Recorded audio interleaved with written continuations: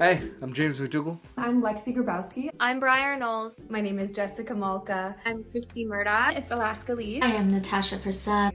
I'm Megan Hemingway. I'm Leanne Johnson. My name is Snezhana Baikova. I'm Kate Schroeder. My name is Natasha Hurlbert. My name is Rachel. My name is Deborah Lee Smith. I'm Rebecca Amzalag. And I'm an actress and producer. I'm an actress based in New York City. Writer, actress. I'm an actor. Actor and filmmaker. I'm an actress based in Los Angeles. And I'm an actor, singer-songwriter. I'm an actress. I'm a model actress based out of Calgary, Alberta. I'm an actor and a musician. I am an actress based in Toronto, and I want to thank you so much for watching. Thanks for watching. Thank you for watching. Thank you so much for watching. Thanks for watching. And thank you so much for tuning in. Thank you for watching. Thanks for watching. Thanks so much for watching. Thank you so much for watching. Thanks for watching. Thank you so much for watching. Thanks for tuning in to the Chat with Dan show.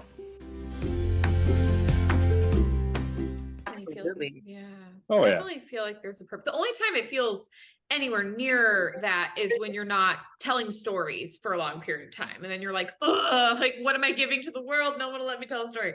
But I think it's so important. Think about what the world went through when it shut down. Like, what would we have done without TV, movies, books? Like, what would you have done? Music, you know? I think the hardest thing sometimes is that outside judgment coming in and then starting to eat away at you, I get questions from my family of, well, why haven't you been on this show yet? Or, oh, nothing happened with that audition. How many times have you auditioned for that? Like, what's going on? And so sometimes that starts to eat away at you of like, oh God, am I doing this? Is this the right thing? And so being able to then focus on the craft of it, the art of it, the pursuit of just the creativity is where I like to focus, because it is very easy to just feel like you're not enough, because I think Brittany was saying this earlier of like, this job is auditioning and getting to be on set is just the extra on top.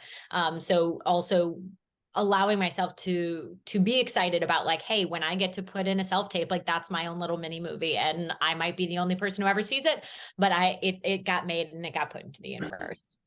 Exactly. I totally agree with that. But Dan, I understand why you asked the question. I think that I know that I've really struggled at times with how sort of navel gazing this career can feel sometimes. You're constantly looking at yourself. How am I? What am I doing? What's going on with me?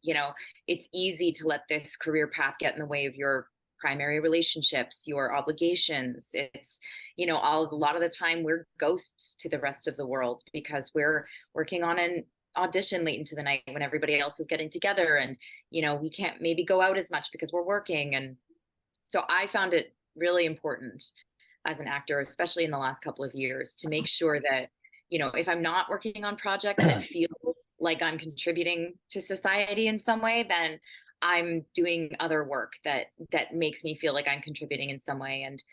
And I'm like staying connected with the things outside of this career, because this career is a black hole and it will suck you in, and it will take all of your energy if you let it. So you really do have to have really strong boundaries when you choose to become an actor, and make sure that you're pursuing this thing that you do, that you love, that you do feel is an offering to the world of your gifts, but you're also making sure that you're not just, staring in the mirror 8 hours a day.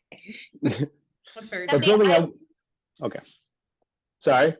No, I was just going to say, I love the idea of boundaries. I feel like that is kind of going back to our thought of like, what could you tell your younger self? Like, I wish that more actors talked about boundaries. I think it is very easy, especially all we want to do is show people like, this is what I can do. This is who I am. So sometimes we do get ourselves pulled into situations that maybe are not the best for our mental self. They're not the best for our relationships. They're not the best for, whatever it might be. So I think being able to say like, no, like this is where my boundaries lie, I also think is really important. And I think especially as women, and especially as younger actors, and especially as women, like we're just so eager to please. It's been drilled into our heads that we're disposable, that we don't deserve to have parameters or boundaries and things in this industry. And it's really, really, really not true. The second that I learned to start saying no and pushing back on things was really the moment, for me anyway. It felt like I sort of created this energy like vacuum, and all of a sudden things started finding me, because I don't know, it's just how it all works, I guess. But yeah, that's really well said. I But think for building on all what of you said, you. oh, Oh, no, sorry. go for it. It's okay. I was going to say, building on what you had said during the pandemic, if we didn't have TV's books, being a stand-up comic, I got a lot more chances to be on stage than I have as an actor. And I found out that like my medication, if you will, is making people laugh, making people enjoy themselves, making people forget about the crap that's in their day, because there is so much of it. We can agree, you flip on any news station, it's just BS after BS after BS. And that's why I when quarantine first hit back in 2020, I literally dressed up as the Mandalorian. I had Grogu on my chest and I rode an electric skateboard around North Hollywood just to make people laugh. And I didn't know what it did until I had a teacher, and I swear to God, this is a true story. She contacts me on Instagram. She goes, I want you to know, and this was when they all had Zoom classes and they all had to be at home. She goes, I want you to know that I have to allocate 30 minutes of class time for them to talk about where they've seen you throughout the city, and they mark it on a map in order for them to pay attention. I'm like, well, do they pay attention after that? Like, it's kind of the whole point is just forgetting about that crap that you have to do in your day to build you up to be something better. And that's what I try to strive with my acting, is to either make you think outside the box or just laugh at yourself or just at something that happens in general, because some things are out of your control and there's nothing you can do to put them in your control. You just have to ride the wave. Levity. You add a lot of levity to people's lives. That's very valuable. I agree so much. We're all meant to help each other. I mean, Yeah. we're built to help each other. So Yes. I think also too, though, that we as actors, and it's important, but like we spend so much time worrying about how are we, affecting other people, and worrying about the next steps in our career, and so got this audition. Should I be also going out for that project, and blah, blah, blah, all these things. And I think one thing that I really have started to focus on is, what do I need for myself in this moment right now? Like, do I need to just, spend some time with my friends? Like, do I need this weekend to just detach? Do I need to just take an acting class purely for the purpose of just acting, where it's, it's not for a self-tape, it's not for casting to see, it's not something that's on set, like just so that I can enjoy what I'm doing, and just so I can work on, something that I want to right now. Because I think, at least for me, it's very easy for me to get trapped in my mind of I need to do all these things and get in that business mindset and that then sometimes I find I'm disassociated from all these other things about like, why am I doing what I want to do, and like what else builds up my life other than just focusing on this one goal. And I also find my work suffers when I'm in that kind of mind state too. But yeah, that's been something that's kind of important for me, is not to just focus on how I'm affecting other people, but also where am I right now? What do I need?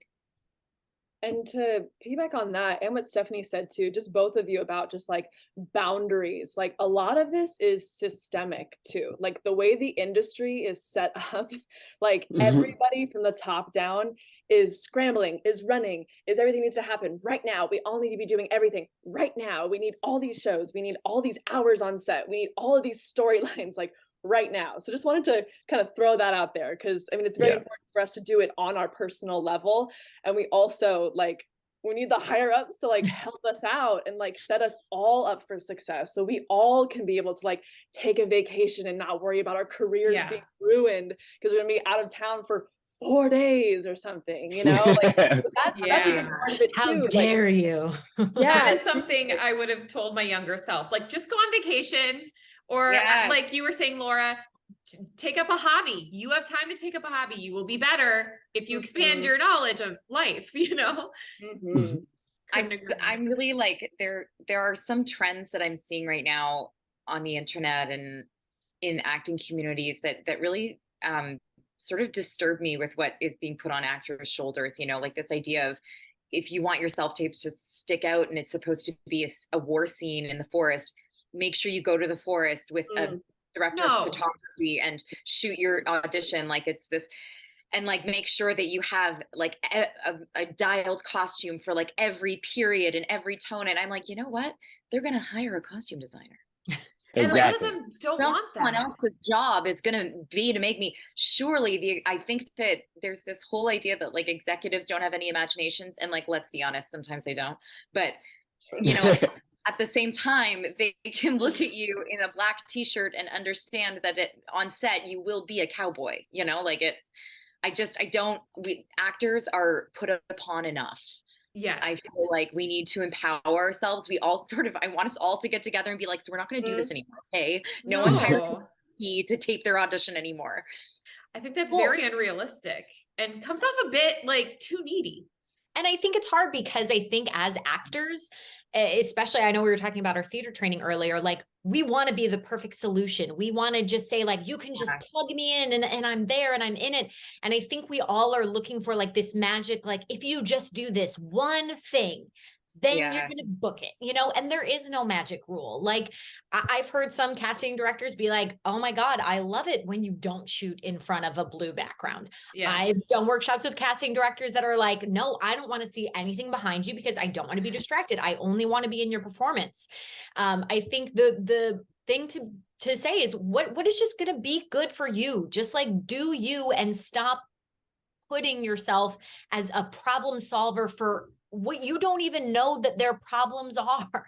You don't know what they're looking for. You don't know what they like, you know, unless you have like a very personal relationship with casting, you don't know what's going to draw them in. So just be you and let the rest of it go, because if you're out there in the woods like army crawling, like sure that's a fine way to show that you can do that, but like is your acting any good? Like and I think that trickles all the way down to process, you know, like some people's processes are, some people have a checklist of 25 things that they have to do with the scene before they're even ready to get it on their feet.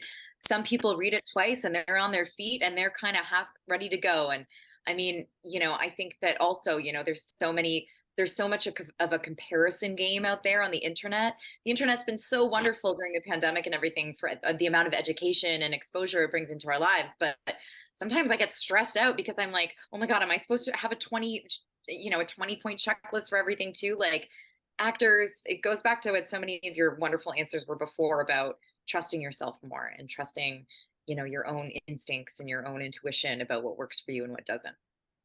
I will say sorry, go ahead. No, go for it. No, fine.